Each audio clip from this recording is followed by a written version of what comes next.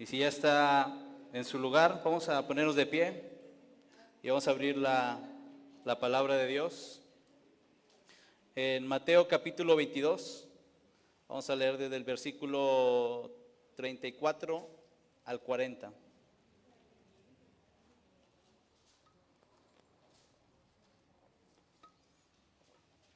Y me indica con un amén, iglesia, si ya está ahí. Amén. Dice la palabra de Dios en Mateo 22, versículo 34. Dice: entonces los fariseos, oyendo que había hecho callar a los saduceos, se juntaron a una. Y uno de ellos, intérprete de la ley, preguntó por tentarle diciendo: Maestro, ¿cuál es el gran mandamiento de la ley? Versículo 37 dice: Jesús le dijo: amarás al Señor tu Dios con todo tu corazón, con toda tu alma y con toda tu mente. Dile al que tienes al lado: amarás al Señor tu Dios con todo tu corazón, con toda tu alma y con toda tu mente. Dice el versículo 38, dice: y ese es el primero y gran mandamiento. Y el segundo es semejante: amarás a tu prójimo como a ti mismo. De estos dos mandamientos depende toda la ley y los profetas. Padre, te damos gracias este día. Gracias, Señor, por tu presencia. Gracias, papá, por tu palabra, Señor. Que mi boca, Señor, pueda ser ese instrumento. Que pueda ser ese instrumento, Señor, en tus manos. Para traer, Señor, lo que hay en tu corazón. Para este día, Señor. Para tu iglesia. Para tus hijos, papá. Y que sea tu Espíritu Santo, papá, dándole vida a esta palabra. Porque solamente tu Espíritu, Señor, le puede dar vida, Señor. Gracias, papá, en el nombre de Jesús. Amén y amén. Y puede tomar su lugar, iglesia. Y mientras te sienta, voltea con el que tienes al lado izquierdo o al lado derecho, dile: amando la casa. ¿Saben la serie que estamos viendo? ¿Cómo se llama? ¿Cuántos ya? Amén.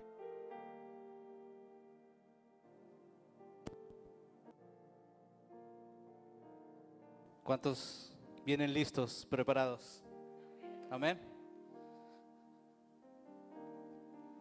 Yo sé que podrán ver y lo que leímos, y a lo mejor de primera instancia dices: ¿qué habla esto? Amando la casa. Pero yo sé que al final Dios hablará tu vida, al final Dios tocará tu corazón y Dios va a ser hablando. ¿Cuántos dicen amén? Nos encontramos en una parte donde Jesús ya había callado a unos, por lo que las preguntas, esas incómodas, esas preguntas que el único propósito era quererlo hacerlo caer, pero sabemos que nadie lo puede hacer caer. Amén. Sabemos que nuestro Dios es más que victorioso. Y si nuestro Dios es más que victorioso, nosotros como sus hijos también lo somos. Dile al que tienes al lado: hay victoria en medio de ti. Entonces, dice la Biblia que entonces los fariseos, oyendo que había hecho callar a los saduceos, se juntaron en una. Le quisieron hacer montón y quisieron mandar a uno de los más expertos en la ley, en interpretar la ley, y le hizo una pregunta: ¿cuál era el gran mandamiento en la ley? Dice los estudiosos que muchos de ellos, los fariseos, tenían muchos mandamientos y los ponían en orden. Y esto lo hacía para tratar de que a lo mejor Jesús fallara en algo y poder luego acribillarlo ahí y echarle un montón. Pero sabemos que nuestro Dios tiene todo bajo control. Entonces Jesús sabía lo que tenía que responder. Jesús prácticamente hizo un resumen de los 10 mandamientos. Hizo un resumen de la ley. Con estas dos expresiones que dijo, estos dos grandes mandamientos, prácticamente resumió la ley y se las dejó ahí en su corazón a estos fariseos y a todas las personas que estaban alrededor. Resumió todo que el deber de un hombre hacia Dios y hacia los semejantes que tenemos está basado en estas dos expresiones que leímos. Amarás a tu Dios con todo tu corazón, con toda tu mente, con toda tu alma. Y si te vas a Lucas, creo que Lucas dice con todas tus fuerzas. Entonces, y el próximo dice que amarás al prójimo como a ti mismo. Realmente la esencia de estos dos mandamientos que Jesús le dice al pueblo, que le dice a los fariseos y a todos los que estaban alrededor de ahí, hay una palabra que expresa, que denota, que sobresale en lugar de todas las demás, que es el amor, el amar. Y si nos basamos en el punto de amar, podemos saber y ver que tal vez en el primer mandamiento amarás a Dios con todo lo que tú eres. Dile al que tienes al lado, tienes que amar a Dios con todo lo que tú eres. Tal vez si lo ponemos en un plano natural, tal vez el plano natural se ve muy difícil o muy complicado. Mismo hablaba Jesús y los discípulos y que quién iban a entrar al reino de los cielos, quién iban a alcanzar, entrar. Y Jesús dijo, para el hombre es imposible, pero para Dios, iglesia, para Dios, si tú estás a Dios, hay posibilidad de que tú puedas entrar y acceder a aquello que naturalmente no podríamos.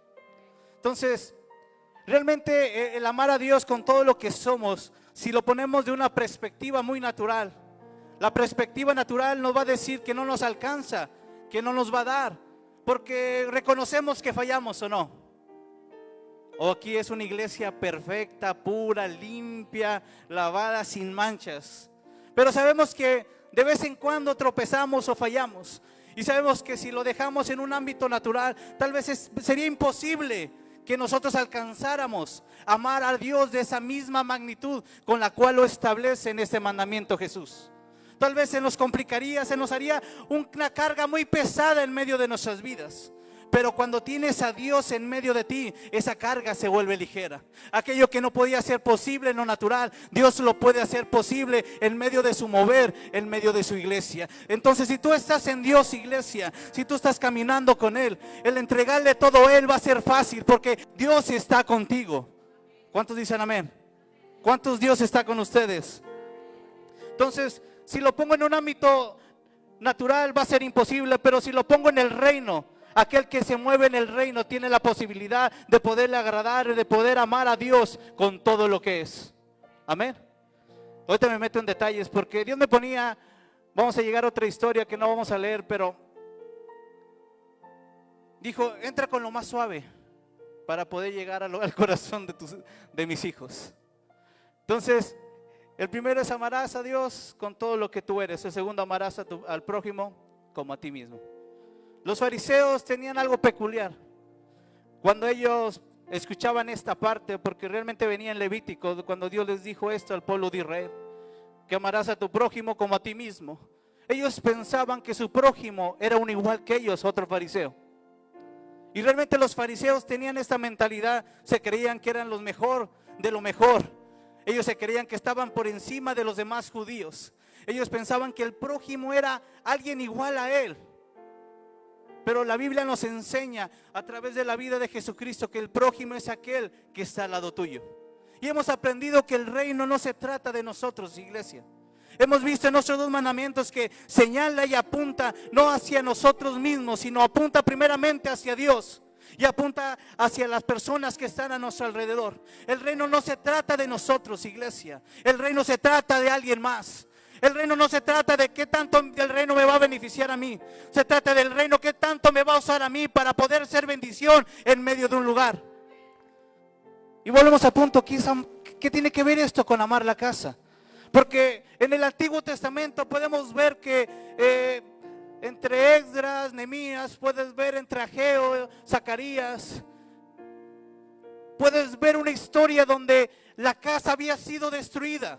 Había un pueblo, una nación de Israel que a través de alejarse de Dios, Dios los trajo en cautiverio y fue el rey Nabucodonosor que los trajo en cautiverio. Pero el rey Nabucodonosor se encargó algo peculiar de hacer con la ciudad de Jerusalén. la destruyó de pies a cabezas. Destruyó la casa de Dios que había levantado Salomón, aquella casa gloriosa, aquella casa donde la presencia de Dios moraba. Destruyó las casas de los habitantes, de las personas de cada lugar. Ese lugar era cenizas, ese lugar era un lugar de destrucción, y el pueblo de Israel fue llevado en cautiverio. Pero habla un punto en el momento de la historia donde Dios empieza a despertar el espíritu de las personas para que aquellos que habían sido llevados en cautiverio, llegara el tiempo de que volvieran otra vez a la casa, al lugar, a la ciudad donde Dios había establecido para que moraran. Entonces, en ese tiempo, iglesia, en el Antiguo Testamento, Dios moraba en lugares, en un templo, moró en una arca, moró en un tabernáculo, moró en la casa que ese Salomón levantó, ese templo magnífico que levantó Salomón, hecho con lo mejor de lo mejor, donde la presencia de Dios se manifestaba, donde la presencia de Dios se movía. Dios se movía en esos lugares en el Antiguo Testamento. Entonces Dios empieza a traer ese mover, ese despertar, porque la palabra había llegado a su tiempo. Jeremías lo anunció: a los 70 años Dios va a traer al pueblo de Israel de cautiverio para que vuelva otra vez a Jerusalén. Entonces viene ese tiempo donde Dios empieza a traer un movimiento, empieza a traer ese despertar en la iglesia para que volvieran a edificar su casa. Esdras fue el pionero para poder traer al pueblo de Israel otra vez, y todos aquellos que habían sido llevados en cautiverio, salido de sus ciudades, para que regresaran otra vez a su ciudad. Era un tiempo donde Dios movió a Esdras, pero movió a alguien que no era de su pueblo, alguien que no era de su nación.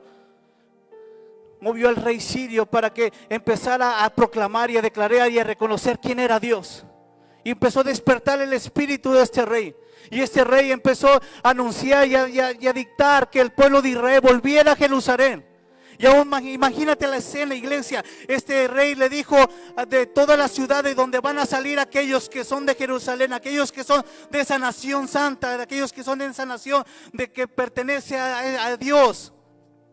La gente alrededor le tenía que dar recurso, le tenía que dar provisión, le tenía que dar herramientas para que llegara otra vez a Jerusalén y volvieran a construir su casa. Créeme, iglesia, Dios necesita que nos levantemos. La parte de amar a Dios y amar al prójimo es algo que se manifiesta en la casa de Dios. Este templo es un edificio, iglesia, nada más. Realmente lo que somos la casa de Dios, el templo de Dios, somos sus hijos que habitamos en medio de esta casa. Realmente si no estuviéramos aquí, la presencia de Dios no morara. Porque nos enseña en los evangelios que el mover de Dios está en aquellos que adoran en espíritu y en verdad. Entonces los que son la casa, los que son el templo, dile al que tienes al lado: eres tú. Y cuando tú estás en este lugar es para poder edificar y poder levantar una atmósfera que provoque que el cielo descienda y que la presencia de Dios se empiece a pasear. Entonces la esencia del templo, de la casa, amando a la casa, es que la casa que está diseñada para dos tipos de relaciones, en una opinión muy personal. La primera relación es tu relación con Dios, para que vengas a este lugar y recibas. Pero también la segunda relación que se expresa en la casa de Dios es que te vas a encontrar con alguien más que es igual a ti. Vas a encontrar a tu hermano, al prójimo, al necesitado, al que viene a esta casa. Entonces la esencia de la casa explica de esta manera que cuando habla de la casa de Dios, habla de estas dos relaciones que vamos a vivir cuando estamos en la casa de Dios. La primera relación es tu relación con Dios, y la segunda relación es la que vas a tener con tus hermanos. Y lo que Dios pone en el corazón de Jesús a declarar de estos dos grandes mandamientos es que cuando tú vas a edificar la casa, te tienes que procurar, tienes que servir a un Dios viviente en medio de ese lugar, a un Dios que se mueve en medio de un lugar donde hay sus hijos, se reúnen sus hijos. Entonces, cuando tú hablamos de casa, iglesia, hablamos de Dios, pero hablamos de las personas. Por eso es la importancia del reino, de poder amar la casa, amar a Dios y amar a la persona que tengo al lado. ¿Cómo podemos amar a la casa? ¿Cómo podemos amar a Dios? Es algo que vamos a empezar a ver a partir de hoy. Dile al que tienes al lado: abróchate los cinturones.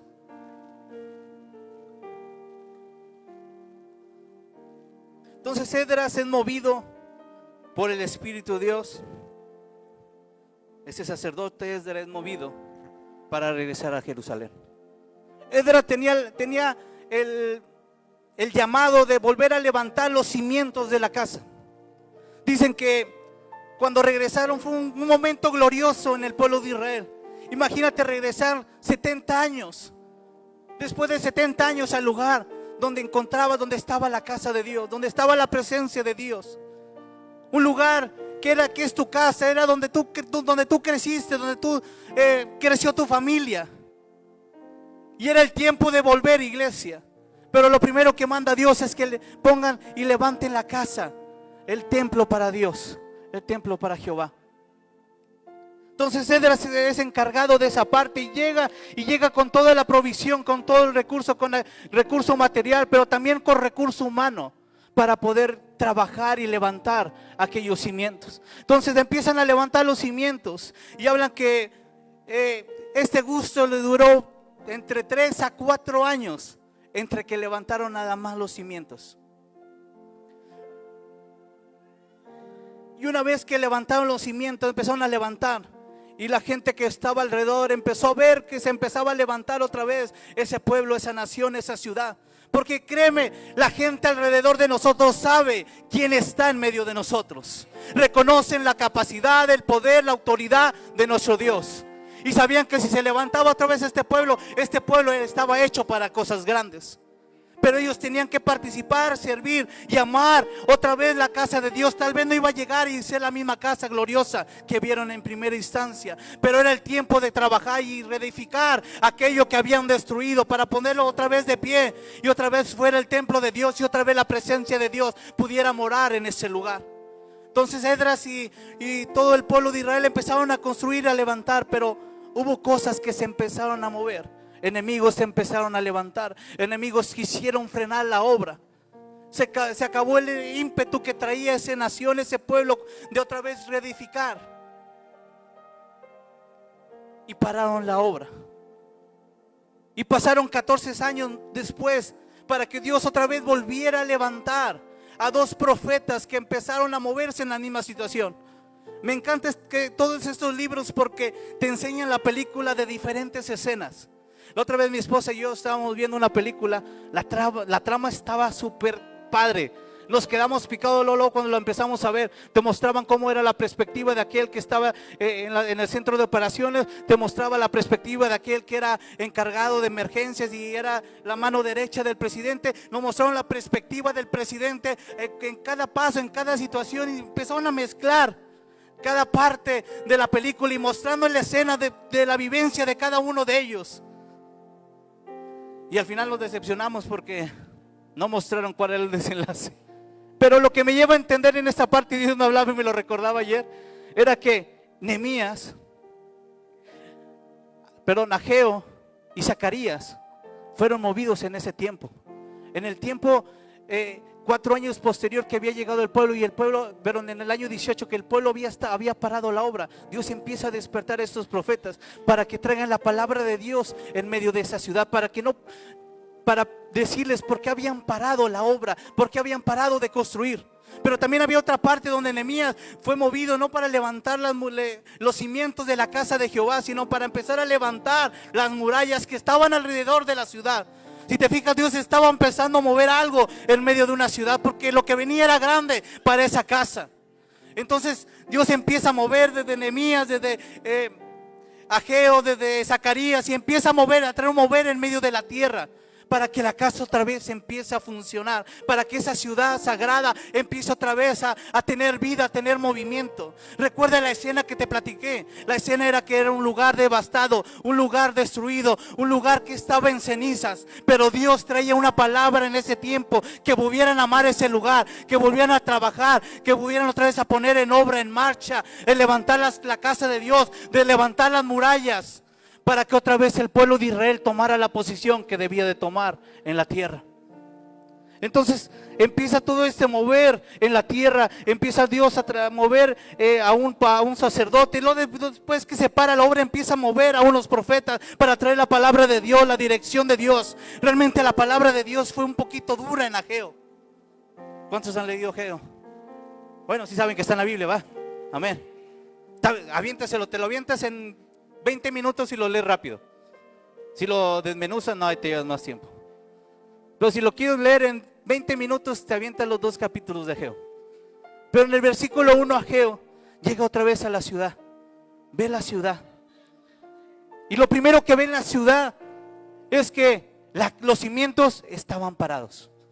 No había movimiento en la casa de Dios. No había un mover en la casa de Dios. Pero sí veía un movimiento en medio de la ciudad. La ciudad estaba más preocupada por sus casas que por la casa de Dios. Sus casas dice que estaban de mejora en mejora. Estaban en continua mejora, iglesia. Pero la casa de Dios estaba parada. Ya nadie más se preocupó por los cimientos de la casa de Dios. Ese gozo, ese ímpetu cuando fueron vueltos otra vez del cautiverio a Jerusalén. Se había acabado, iglesia, tal vez por situaciones adversas del mundo que quiso frenar en primera instancia la reconstrucción de la casa de Dios. Y el amor que traían al principio se acabó, se fue. Vino el primer susto, la primera preocupación. Vieron que ya no podían hacer, que el rey ya había anunciado un edicto que se frenara la obra. Pero no hubo alguien que se levantara, iglesia, y dijera: si Dios lo dijo, yo lo tengo que hacer. Porque amo la casa, porque amo el templo de Dios, amo estar en su presencia. Pero en lugar de provocar eso en sus corazones, lo que provocó que voltearan hacia su casa. Y aquello que tal vez también estaba destruido, también estaba en ceniza, ellos empezaron a edificar su casa y se olvidaron de la casa de Dios. No voltees con el que tienes al lado. ¿Cuántos estamos así, iglesia? Yo sé, estas no son de las prédicas que les gusta, porque es donde Dios reta nuestro corazón, donde Dios quiere pegar en lo más profundo de nuestro corazón y hacernos mover. Porque esta ciudad, llegó un momento, iglesia, que se acabó ese ímpetu, esa emoción, y voltearon a verse a sí mismos, viendo sus necesidades, viendo qué les faltaba a ellos, viendo que sus casas estaban feas, y dijeron: no, pues vamos a meterle mano. Era cansado. Si lees el libro de Nehemías, entenderás que si era cansado la obra, naturalmente. Imagínate, Nehemías, aquel copero del rey, que no me acuerdo, Jerjes, algo así se llamaba el rey, que era copero, y se acercó a él tristemente, porque se había enterado cómo estaba su ciudad, cómo estaba Jerusalén, cómo estaba el templo, y fue movido por Dios para que fuera otra vez a reconstruirlo. Imagínate llegar Nehemías y tener que levantar las murallas destruidas. Algo que leí en Nehemías, que cada personaje que participó estaba reconstruyendo la muralla de su casa, pero empezaban a cerrar esa muralla. Y dice la Biblia, que nos enseña la palabra de Dios, que hubo un tiempo que tenían que tener la herramienta de trabajo en una mano y la espada en otro, porque el enemigo se quería levantar. Si era pesado, iglesia, hacer lo que tenían que hacer en lo natural, pero estaba en el corazón de Dios que amaran su casa otra vez, que amaran a ver y disfrutar en una mayor gloria lo que habían vivido los antepasados. Pero esta gente, en vez de amar la casa de Dios, empezaron a amarse a sí mismos. ¿Cómo es una manera de no amar la casa, iglesia? Es cuando empiezas a voltear solamente hacia ti y empiezas ese ejercicio del yo, solo yo, mi necesidad, lo que me hace falta. Y nos olvidamos del mover de Dios, nos olvidamos de lo que Dios quiere construir en ese lugar. La gente se olvidó de lo que había en el corazón de Dios. Quiero otra vez levantar el templo, otra vez levantar esa ciudad, las murallas, para que volvieran a ser esa nación santa otra vez. Pero esta nación se olvidó de Dios y volteó a verse a sí mismos. Si ven los versículos que leímos al principio, te habla de lo que Jesús estableció. Dijo: amarás a Dios con todo tu corazón, con toda tu mente, con toda tu alma y con todas tus fuerzas. Amarás al prójimo como a ti mismo. Te está enseñando que el reino, iglesia, se trata de esta relación, de no pensar en ti, de no voltear hacia ti, sino primeramente voltear hacia Dios y amarlo a Él con todo lo que tú eres, pero tener la capacidad de amar a las personas que están al lado tuyo. Que dejes de voltear a ver hacia ti y empieces a bendecir, a hacer en la casa de Dios y empieces a amarla de esa manera. Pero ¿qué pasó con esa gente? Empezó a voltear a verse así. Bueno, y no quiero que se tome como regaño, porque ya vi sus caras, ya los vi muy serios. Dios no estaba peleado con que reconstruyeran sus casas, pero el día a día, la continuidad de tu vida te llega a moverte, o este mundo te lleva a que pienses en ti primero. Dime en la actualidad, ¿cuántos ven que le abren la puerta a una persona extraña cuando entran a un lugar, a un centro comercial, a un restaurante? Se han perdido, iglesia, esos valores, porque cada vez vivimos en una sociedad que solamente piensa en ellos mismos y no piensa en el bienestar de las demás personas. Hay esposos que se han vuelto tan egoístas, que aman más su trabajo y no aman a su familia. Se pueden invertir y dar lo mejor que son para su trabajo, y a sus familias le da la miseria de su tiempo, de esa calidez, porque hemos olvidado eso, iglesia. Nos hemos volvido unas personas que solamente pensamos en nosotros. Pero Dios no nos llamó a eso, iglesia. El amar la casa no se trata de eso, iglesia. Se trata de amar a Dios con todo lo que somos. Se trata de amar a las personas que están en este lugar. Eso se trata el reino, iglesia. Eso es amar a la casa. Y como te digo, no es que Dios viera en este pueblo de Israel que solamente pensaron en ellos, que no reconstruyen su casa, que no miren en ellos. No, iglesia. A Dios le encanta que tú prosperes. A Dios le encanta que tú crezcas. A Dios le encanta que tú estés de victoria en victoria. Pero el problema es que dejas a un lado eso, iglesia, y te empiezas a preocupar por ti. Fíjate lo que le dijo Ageo a este pueblo. No se lo dijo Ageo, pero Dios se lo dijo que lo dijera. Le dijo: trabajas, siembras y no cosechas. Trabajas y te traes tu salario y parece que lo echas en bolsas rotas. No te alcanza, no te da. Aun cuando quisieras levantar tu casa, no vas a poder, porque estás trabajando en vano. Aun cuando te preocupes más por ti, y eso pasa, iglesia. Jesús lo dice de una manera magistral cuando dice que no nos afanemos en este mundo, porque cuando empiezas a pensar en ti, te empiezas a afanar, ¿o no? Cuando empiezas a pensar en tus necesidades solamente, te afanas, iglesia, te preocupas.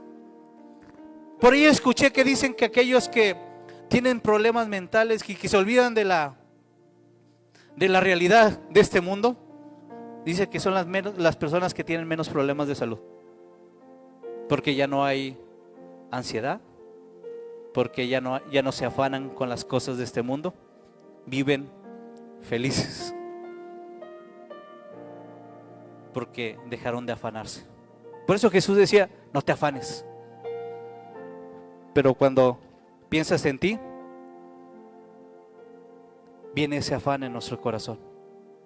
Y en vez de prosperar, y en vez de avanzar, miras que ya no te alcanza, miras que ya no te da. Y eso le pasó a este pueblo y a esta nación. se empezó a preocupar por sí mismo y dejó de voltear a ver a Dios. Y como te dije, Dios no está peleado con que tú crezcas, con que tú te desarrolles, con que tú tengas logros, que hagas cosas en tu casa, que hagas cosas en tu vida. Pero con lo que está peleado, iglesia, y con lo que no le gusta en su corazón, es que tú te dejes de preocupar por Él y te voltees a ver nada más a ti. Por eso la palabra nos enseña en los evangelios que dijo Jesús: primeramente buscar el reino, iglesia. Porque cuando primeramente buscas el reino, todo lo demás que tú necesitabas, Dios lo va a poner ahí. Este pueblo vivió, y es lo que no acababa de entender, y no entiendo esa parte, que este pueblo vivió ese regreso glorioso.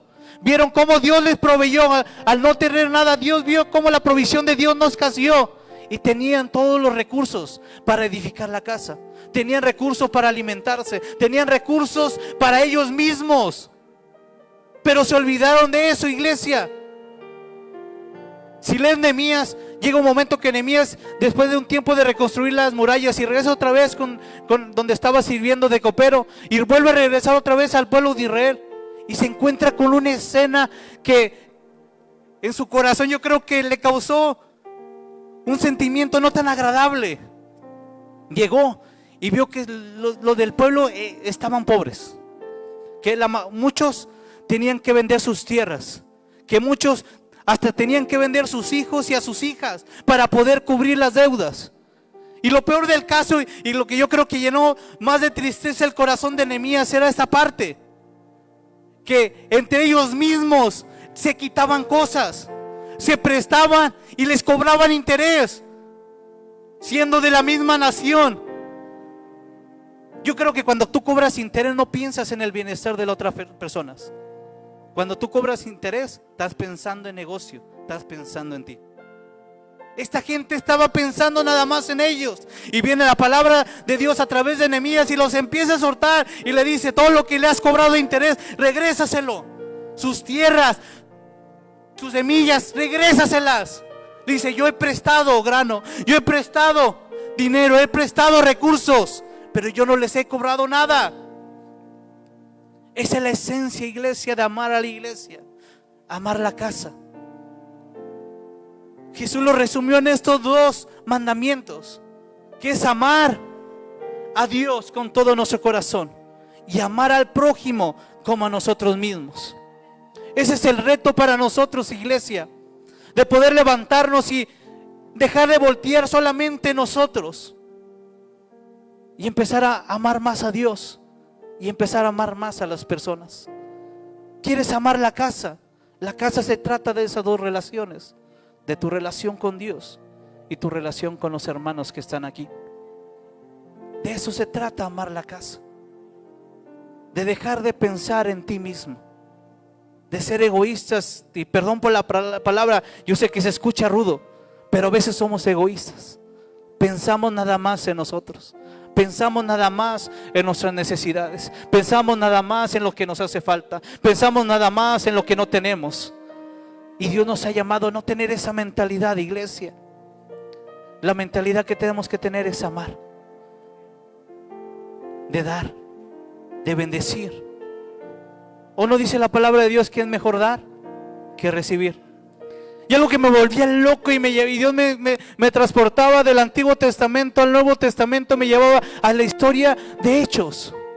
Cuando hubo un pueblo, hubo unos discípulos que se empezaban a levantar, que decía la palabra de Dios que todas las cosas las tenían en común. Dejó de manifestarse ese mover que vimos en la escena de entre Ageo, entre Esdras, que el pueblo de Israel empezó a pensar en sí mismo. Y Dios me llevaba me transportaba a la parte de Hechos, donde esta iglesia era unánime, tenía un mismo sentir, que las cosas que tenían era para todos, que empezaban a disfrutar, y si había alguien en necesidad, había un hermano que le ayudaba. Si tú lees Hechos, ves que una iglesia que no oraba por necesidades, iglesia, accionaba, daba pasos de fe. Porque era una iglesia que no pensaba en sus necesidades. El reino se trata de no pensar en mis necesidades, iglesia. Porque cuando piensas en tus necesidades, y me regreso tantito al Antiguo Testamento, digo, bueno, Dios, este pueblo de Israel pues fue amenazado. Primero por las ciudades que estaban alrededor, pero también el rey dio un edicto. Naturalmente digo, pues tenían pretexto, tenían algo justificable para no seguir avanzando la obra. Pero si lees a Ageo también le quisieron parar la obra. A Ageo le quisieron poner esos letreros amarillos que en suspensión. Ya no puedes avanzar, ya no puedes seguir construyendo. Pero ¿qué dijo Ageo? Discúlpame, pero mi Dios me dio una palabra. Mi Dios me dijo que hiciera algo. Y primeramente es obedecerlo a Él. Cuando dejas de pensar en ti, iglesia, es cuando ves el mover de Dios en medio de un lugar. Cuando tú amas a la iglesia, cuando tú amas a Dios, cuando tú amas al prójimo, cuando amas a la persona que tienes al lado, cuando amas al hermano que ves aquí en la iglesia, y Dios se empieza a mover de una manera que no vas a entender, pero vas a ver cómo Dios se empieza a mover. Empiezas a ver que los milagros vienen aún sin que los pidamos. Las cosas se empiezan a resolver aún sin que nosotros levantemos la voz. Porque Dios ve el corazón de nuestras vidas. Ve cómo nos movemos, iglesia. Pero ahora lo quiero llevar y trasladar a ti. Si lo pusiéramos en una evaluación del 1 al 10, y si fuéramos sinceros, no conmigo ni con el que está al lado, sino con Dios,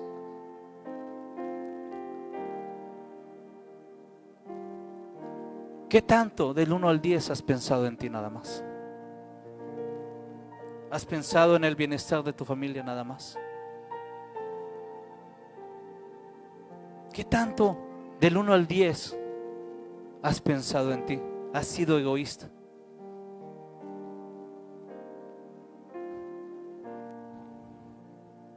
Porque si ves y ves a Ageo cuando se terminó, y cuando aquellos ancianos que habían visto la casa primera y habían visto su gloria y vieron otra vez ese templo levantado y vieron la gloria de Dios cómo se movía en ese lugar, a tal manera que pudieron decir que la gloria de la primera casa no se comparaba con la gloria de la casa postrera. El mover de Dios, la gloria de Dios fue más sobre esa ciudad, sobre esa nación. Dios quiere traer un peso de gloria mayor sobre esta casa. Por eso es un año, iglesia, de esforzarnos. Es un año de crecimiento, es un año de madurez.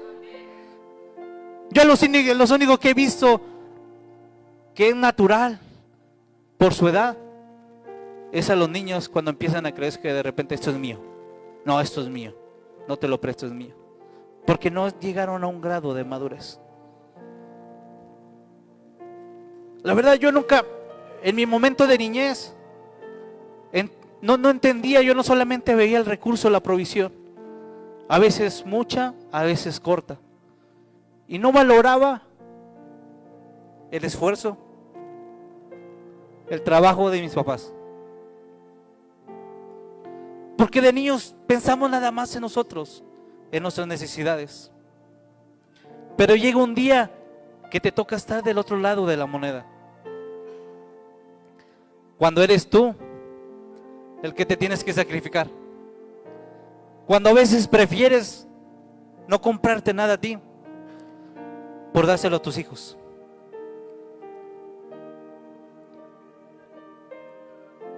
Porque maduras, iglesia. Llega un momento de madurez y no valoras y dices, ¿por qué no valoré cada cosa que mi papá me compraba?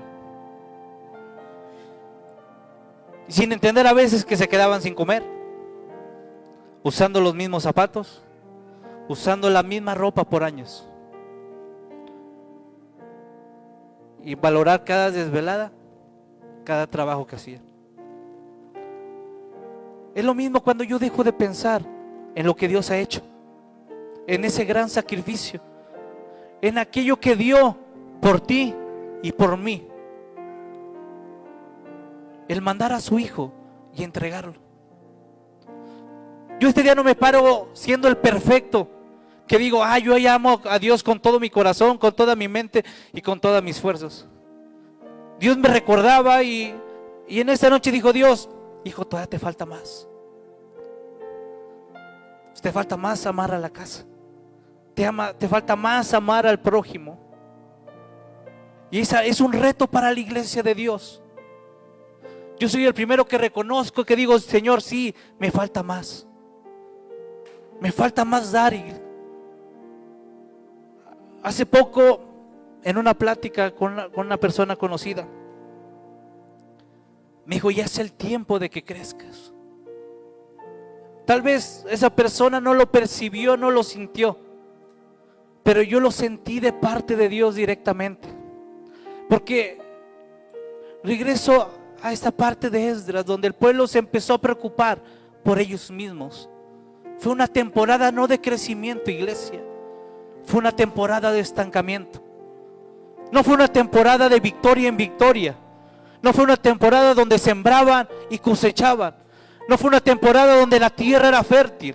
No fue una temporada donde el recurso que tenían, que Dios les daba que ellos tenían por cada trabajo que hacían, no era vasto, iglesia.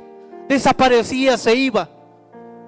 No era una temporada, iglesia, donde ellos, cuando pensaron en ellos mismos, no era una temporada de victoria, de fructificación y multiplicación, iglesia. Solamente sucede cuando en un lugar hay ese corazón de amar a Dios con todo tu corazón. Solamente hay en ese lugar multiplicación y fructificación, crecimiento. Cuando hay una iglesia que aprende a dejar lo suyo, a dejar voltear en sí y poder ver a alguien más y poder bendecir y poder hacer algo más por esta casa. Que no solamente por un sentimiento o por una emoción, iglesia, sino por una decisión que Dios ha puesto en su corazón. Es el tiempo de tomar la decisión. Es el tiempo de tomar la decisión, decirle, Señor, yo te quiero servir con todo lo que soy. No es sentimiento, iglesia, no es una emoción. El amor que Jesús plasmaba en los versículos que leímos al principio, no era un sentimiento, iglesia. Era una decisión que Dios había tomado en estos mandamientos. Que la persona que me ame tiene que decidir amar. Que la persona que decida amar al prójimo es una decisión, decidir amar a las personas que están al lado. Porque si lo pasaras en sentimientos, a veces la cara de las personas no es lo más agradable. Y tal vez no es que te quieran hacer a ti mala cara. Traen un mal día, una mala semana, una situación difícil, una enfermedad. Tú no lo sabes, solamente ellos lo saben. Pero Dios nos mandó que decidiéramos amarnos y decidiéramos amarlo a Él. Cuando pasa eso en medio de un lugar, cuando en un lugar empieza a moverse ese amor por la casa, ese amor por Dios, ese amor por la gente que llega a este lugar, hay mayor peso de gloria, iglesia.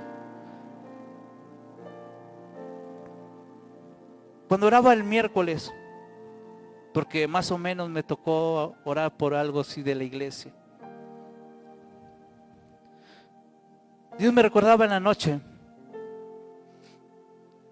con esta historia de Ageo y de Esdras y de Nehemías.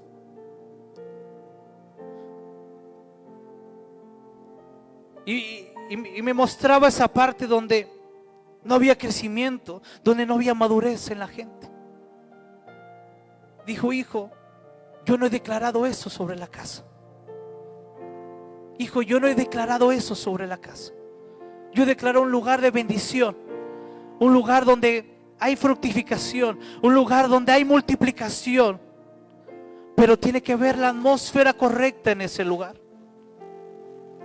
Tiene que haber corazones que decidan amarme, corazones que decidan entregarme cada parte de sí para mi servicio. Corazones que decidan amar a las personas, independientemente del género, independientemente de la edad, que amen a todos por igual. Y me dijo, y por eso me llevó a Hechos, Porque cuando en un lugar se movió eso, hubo una llenura, iglesia, en ese lugar. Hubo un mover, un viento recio sobre ese lugar, sobre esa casa que estaban. Y esa casa tuvo que ser llena de su gloria. Tuvo que ser llena de su presencia. Ese momento de los hechos era cuando la iglesia era perseguida. Pero aun cuando eran perseguidos había gozo en medio de ellos. Aun cuando eran perseguidos había paz en medio de ellos. Aun cuando eran perseguidos había tranquilidad en medio de sus vidas. Aun cuando eran perseguidos no pensaban en su seguridad. No eran egoístas, iglesia. Pensaban en los demás y amaban a todos por igual. Es tiempo de movernos y amar la iglesia, amar la casa. Dile al que tienes al lado, creo que tienes que amar un poco más. Dile al que tienes al lado, yo sé que tienes que amar un poco más. Cuando Jesús decía, tienes que amar con todo el corazón, literalmente se refería a esa parte interior donde incluye tu voluntad. Esa parte interior donde está tu voluntad. ¿Todavía sigue gobernando tu voluntad? ¿O sigue gobernando la voluntad de Dios en medio de ti? Me llegó a ver en esto que hemos platicado en este día, gente que no hizo la voluntad de Dios y no tuvieron fructificación, no tuvieron multiplicación, no tuvieron cosecha de la siembra. Pero hubo gente que se arriesgó, que no importó que el enemigo avanzara. Y a veces somos tan crueles con el diablo, la verdad. Somos tan crueles, la verdad, somos feos. Porque por todo le queremos echar la culpa a él. La verdad, ¿o no? ¿Te pasa algo? Ah, hombre, este diablo cochino. ¿O no? No, te está yendo mal. No, hombre, es que el diablo, mis enemigos, se está levantando. Pobre diablo, no le alcanza para estar con todos, iglesia. La verdad, al único que le alcanza a estar con todos es mi Dios. Y eso me recordó una historia en la Biblia donde está Dios y le dice al diablo, ¿de dónde vienes? Le hizo una broma pesada, la verdad. Una broma pesada. Restregándole en la cara, perdón por la expresión, tú te tienes que mover de lugar en lugar y te tienes que trasladar y yo puedo estar en todo lugar.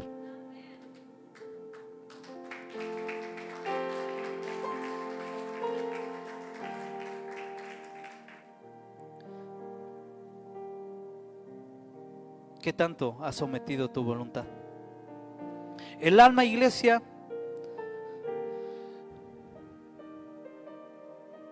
se traduce en algo en lo que tú eres personalmente, en lo que es tu esencia. Habla esa parte de lo que eres tú. Mi pregunta es, yo sé que muchos ya recibieron a Cristo, ¿va? Si no es que todos, amén. ¿Cuánto has cambiado tu yo anterior por lo nuevo que Dios ha declarado para ti? ¿Cuánto has dejado su vieja identidad y toma la nueva que Dios ha dicho sobre ti? La siguiente parte fue la mente, donde están los entendimientos, donde está el pensamiento, donde está el razonamiento. Y ciertamente entiendo por qué Dios dice, entrégame tu mente. Porque si tus pensamientos siguen viviendo, no te podrás mover. Si tus pensamientos, tus razonamientos siguen existiendo en medio de ti, no le podrás creer a lo que Dios ha declarado. Si tú sigues teniendo tus pensamientos, tu entendimiento, no vas a poder creer y a dar pasos de fe y creer que Dios ha declarado algo bueno sobre tu vida. Porque realmente mi Dios es bueno. Realmente mi Dios es bastantemente bueno, iglesia. Cuando Dios te pide tu capacidad, iglesia, es toda tu fuerza, todo tu poder, tu capacidad física que tienes para que se lo entregues a Él. Y a veces somos tan pichiqueteros, iglesia, le damos las obras a nuestro Dios. Le entregamos todo al trabajo, le entregamos todo a nuestra familia y a Dios le entregamos las obras. Es tiempo de cambiar. Es tiempo de cambiar de posición, iglesia. Ayer estaba platicando con un varón y le dije, pues se vienen buenos trabajos a la iglesia, porque aparte que Dios me estaba hablando sobre esto, digo, me despertó y me dijo, Dios, hijo, tienes que pintar arriba. ¿Recuerdas que hace, y me recordó los años, dije, oh Dios, hace tantos años que hicimos los cuadritos en los salones, hace tantos años que tuvimos que pagar porque para que nos hicieran la letra? Dijo Dios, hijo, te he bendecido con lo que ocupas para hacerlo, y ahora no lo haces. Hijo, ¿te acuerdas cuando te aventaste toda la pared de afuera, pintarla blanca, hiciste las rayas? Y yo dije, Dios, sí, ya, no seas tan feo conmigo. Ya sé que fue hace muchos años cuando le dimos esa remodelación en la parte de arriba. Me dijo Dios, creo que es tiempo. Dije Dios, bueno, pues es que Dios, ahora trabajo mucho, tengo tiempo con mi familia, tengo esto, tengo el otro. Y dijo Dios, amar a Dios con todo tu corazón, con toda tu mente, con todas tus fuerzas, y amar a tu prójimo como a ti mismo. Me dijo, lo que vas a hacer arriba, si es para mi gloria, es porque yo te lo he puesto.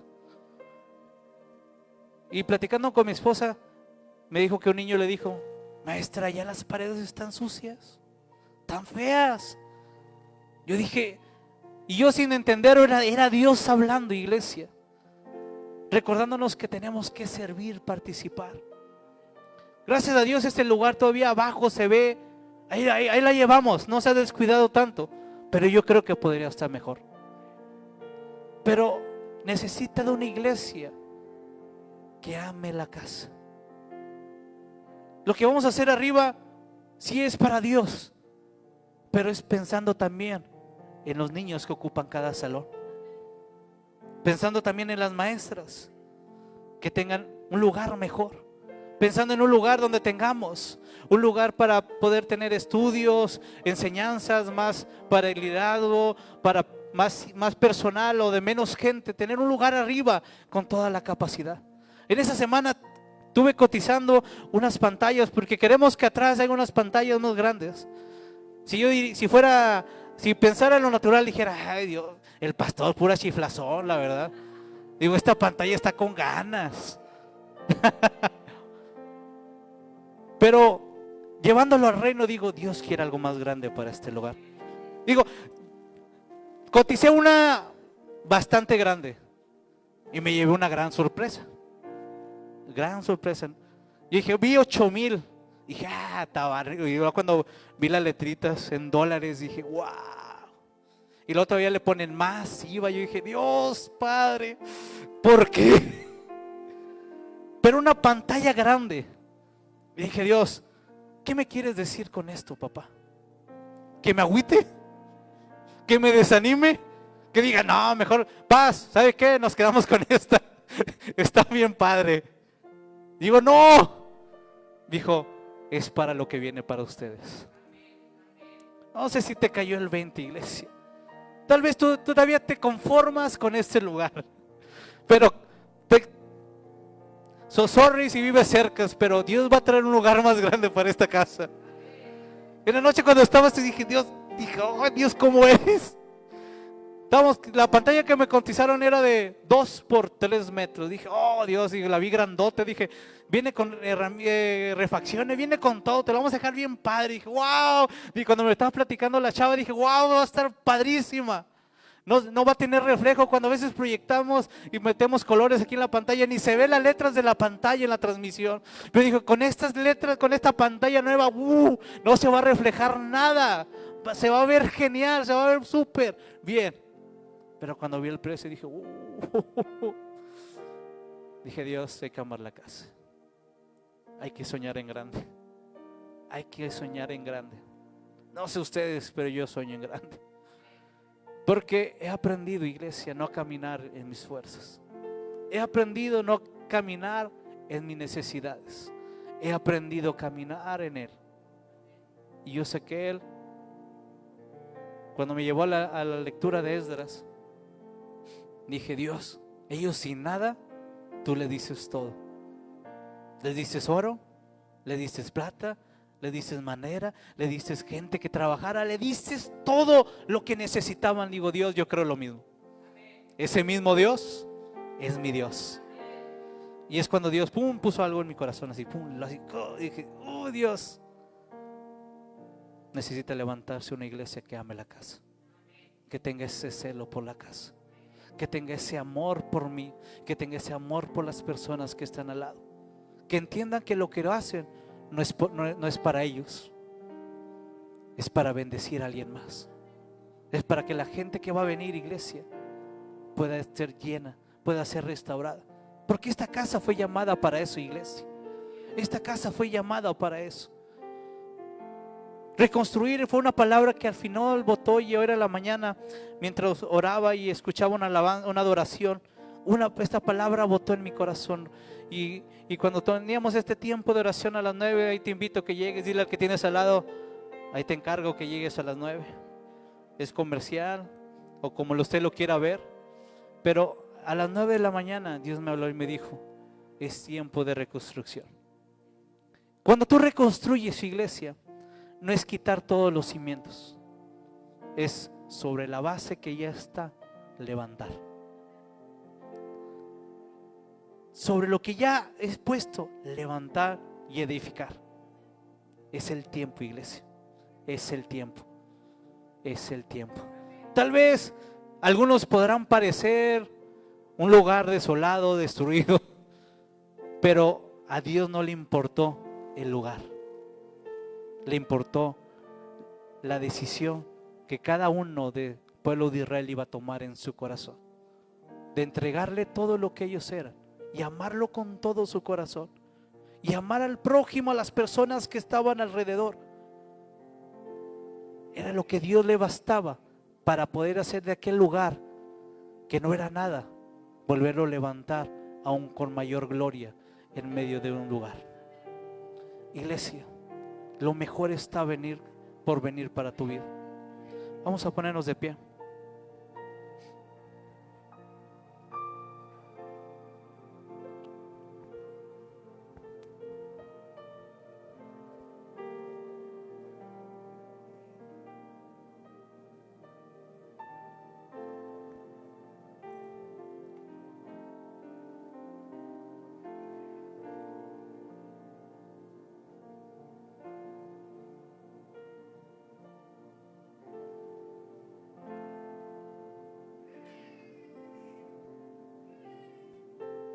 ¿Cuántos creen que es el tiempo? Digo, porque les platiqué, les comenté, les compartí de un pueblo que dijo, no es el tiempo, Dios. Y saben las consecuencias de pensar que no es el tiempo. Que tus hijos no crezcan, que lo que trabajes no dé fruto, de lo que llega a tus manos se haga nada. A un tiempo donde Dios iba a proveer, sustentar a una nación. Es el tiempo, iglesia. No sé, pero yo digo, es el tiempo. Yo me ponía a terminar con esta parte. Di a la iglesia que es el tiempo. Di a la iglesia que es el tiempo. No sé qué estés viviendo tú en lo individual, pero dice Dios, es el tiempo. Dice Dios, es el tiempo. Que no seamos como esa nación que se olvidó y que dijo, no es el tiempo de amar a Dios, no es el tiempo de preocuparme por los demás, es el tiempo de preocuparme por mí. No seamos como esa nación, iglesia, que solamente pensó en ellos, que le dijeron, no, las cosas de Dios, no, ahorita no es el tiempo, no, ahorita no estoy para eso, ahorita tengo que hacer esto, ahorita tengo que preocuparme por mi casa. Porque Dios me recordaba y me llevaba una historia cuando Jesús compartía de aquel padre que quiso hacer una boda y empezó a llamar a los invitados, aquellos que tenían un lugar en medio de esa fiesta, un lugar en medio de esa celebración. Y que dijeron aquellos, Señor, no es el tiempo, Señor, acabo de tener familia. No es el tiempo, acabo de emprender un negocio. No es el tiempo, porque tengo que hacer cosas en mi casa. ¿Qué hizo el Señor? ¿Qué hizo este Señor, este padre de familia? Mandó a todos sus sirvientes, mandó a todos sus empleados para que fueran de rincón a rincón a traer a cada persona a la fiesta, a la celebración que tenía. Yo no me quiero perder de la celebración, iglesia. Yo no me quiero perder de lo que Dios va a hacer en esta casa, porque Dios ha dicho que es el tiempo.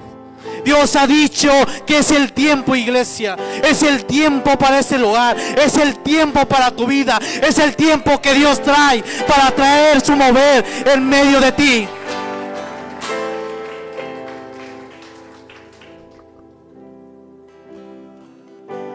Vamos con el, voltea con el que tienes al lado.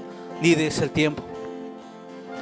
Vamos a voltear con el que tienes al lado. Dile, es el tiempo.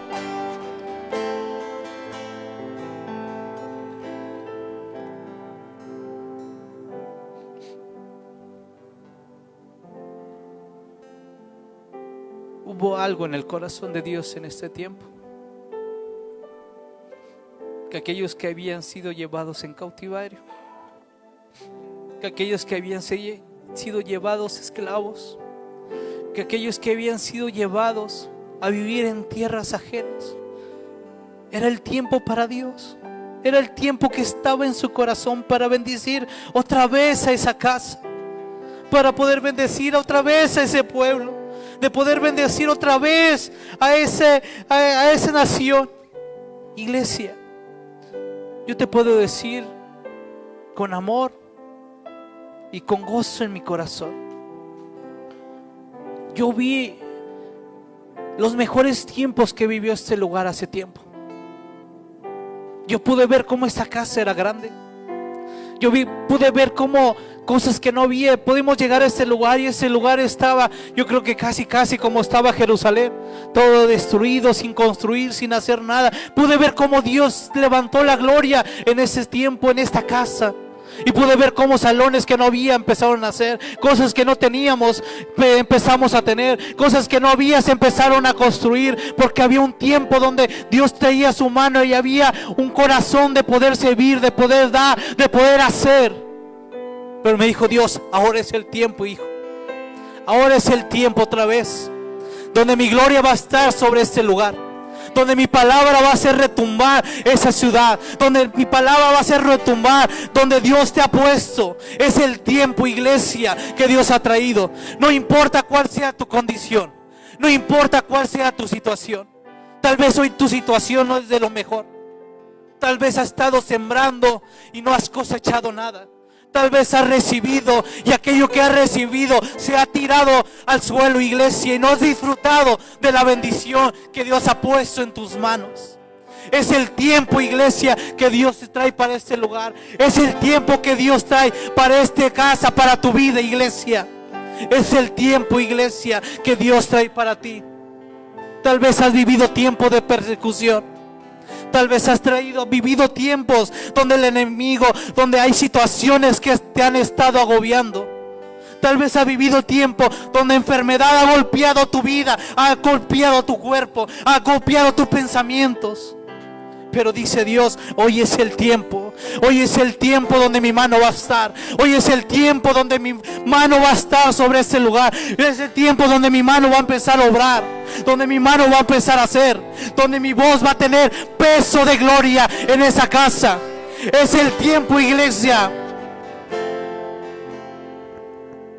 Es el tiempo, iglesia. Pero nada va a suceder, iglesia, aun cuando sea el tiempo, si no hay una iglesia que pueda amar este lugar, que pueda amar su casa. Tal vez tienes poco tiempo, tienes mucho tiempo. Tal vez hay crisis en tu familia. Tal vez hay necesidad en medio de ti. Tal vez naturalmente tendrás justificación. Tal vez hay gente que te ha dejado, que te ha olvidado y que ya no te ha vuelto a hablar. Pero es el tiempo, iglesia, que Dios ha traído para este lugar. Donde aquello que se había quitado, donde aquello que había sido destruido, donde aquello que se había vuelto ceniza, va a empezar a cobrar vida. Dios le pregunta a Ezequiel, mira este valle de huesos muertos, mira este valle desértico, mira este valle que transpira muerte. Tú dime, ¿tendrá vida? Y que le dijo Ezequiel, Señor, yo no lo sé, pero tú lo sabes. Yo no lo sé, Señor, pero tú lo sabes. Solamente basta que lo diga, solamente basta que lo suelte, solamente basta que tú lo digas, papá. Pero necesita ver una casa que pueda amarlo y que pueda querer la iglesia, que le pueda entregar todo a Dios. Hay cosas que no le has entregado, hay pensamientos que no le has entregado. Tal vez no le has entregado tu voluntad y por eso no has visto el mover de Dios en medio de ti. Pero dice Dios, hoy es el tiempo. Hoy es el tiempo. Hoy es el tiempo, iglesia.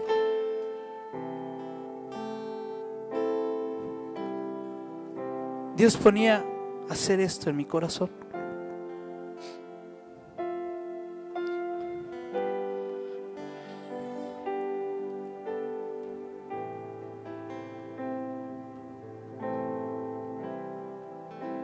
Que aquellos que estén listos, que digan, Señor, yo creo que es el tiempo, tú pases a este lugar. Iglesia, no va a haber nadie para ministrarte, porque yo dije a Dios, yo también te creo, papá.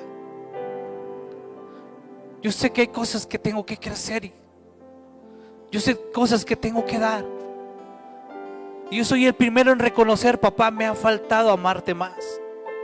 Me ha faltado amar más a la iglesia. Dije, Señor, pero yo no quiero ser ese estorbo. Yo no quiero ser aquel que traiga ese freno a lo que tú has dicho, papá, sobre este lugar. Entonces, mientras está la alabanza, la adoración, si Dios ha hablado a tu vida y ha hablado en tu corazón, y tú estás dispuesto y has decidido, no en base a sentimiento, iglesia, a una decisión en tu corazón. Aquí hay bastante lugar en la plataforma donde le digas a papá, papá, heme aquí, Señor. Te amo a ti, Señor, con todo mi corazón. Y puedo amar a cada hermano que está en este lugar. Y aún, Señor, a lo que han de venir, papá.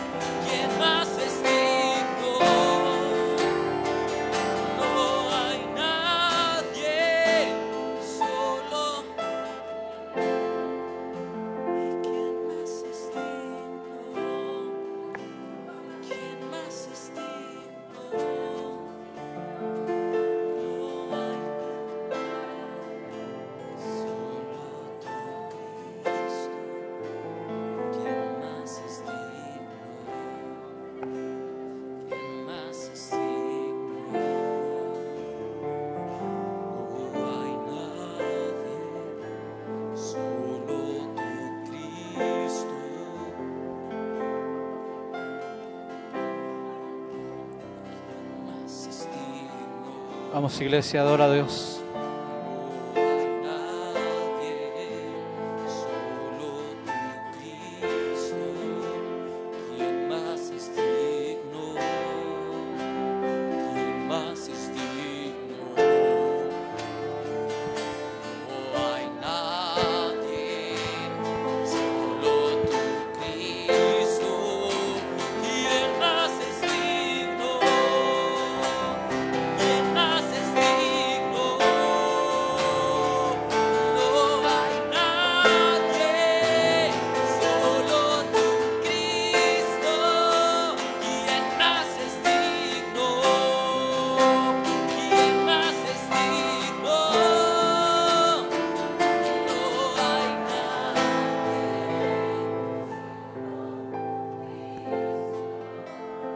Termina con esta oración.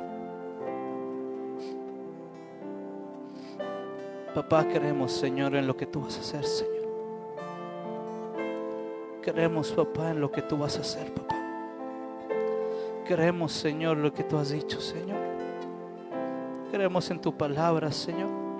Queremos, papá, en lo que hay en tu corazón, Señor, para esta casa, Señor, para cada hijo tuyo, Señor, lo queremos, papá. Solamente hay nada más que agradecerte, papá. Gracias, Señor. Gracias, Señor, porque eres bueno, papá. Porque no miras, Señor, mis faltas, Señor. No miras, papá, mis imperfecciones, Señor. Gracias, papá. Solamente tú eres digno, Señor, de toda alabanza, Señor, y de toda adoración, papá. En el nombre de Jesús, papá. Amén y amén.